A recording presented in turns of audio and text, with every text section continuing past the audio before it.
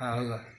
अरे जातानी ससुरा हम, अरे जातानी ससुरा हम, भैया जी ना पाइब तोहरे जुदाई में, आव राखी बांध देही तोहरे कलाई में।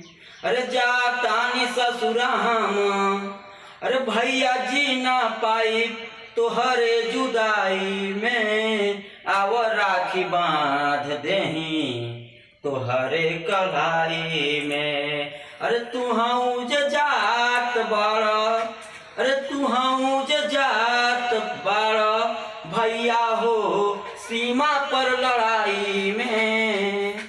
अरे तुहू ज जात बाड़ा, अरे भैया हो सीमा पे लड़ाई में, आव राखी बांध देही तोहरे कलाई में। अरे भैया बहनी के जुदाई में, आव भैया बांध देही राखी तोहरे कलाई में, आव भैया बांध देही राखी तोहरे कलाई में। अरे जातानी ससुरा हम, जी ना पाइब तोहरे जुदाई में, आव भैया बांध देही राखी तोहरे कलाई में।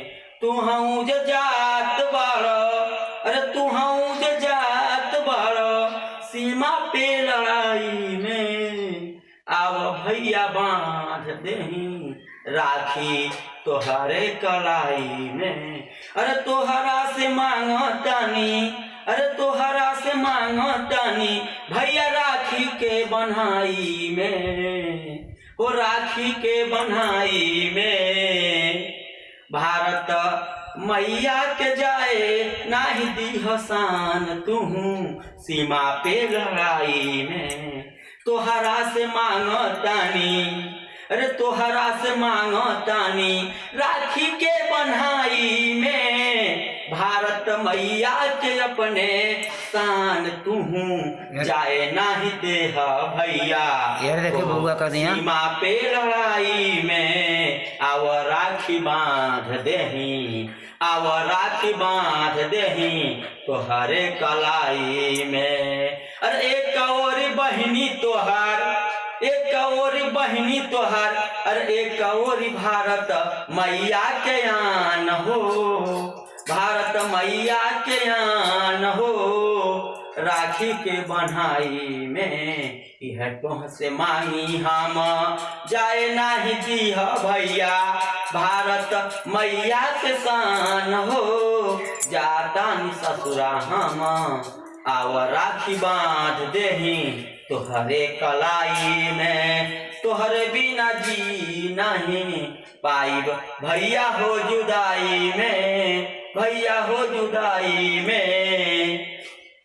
अरे राखी के दिन आके, अरे राखी के दिन आके, अरे राखी बन्हवाई लिहा हर साल बहनी से अपने कलाई में, अपने कलाई में। जातानी ससुरा हम, जी ना पाई भैया हो तोहरे जुदाई में, आव राखी बांध देही तोहरे कलाई में। जातर तुहू जे सीमा पे लड़ाई में, सीमा पे लड़ाई में, आव भैया बांध देही राखी तोहरे कलाई में। रे हमहू जे मांगीला राखी के बन्हाई में, जाए नाही दीहा भैया अपने भारत मैया के लाज हो, सीमा पे लड़ाई में, आव राखी बांध देही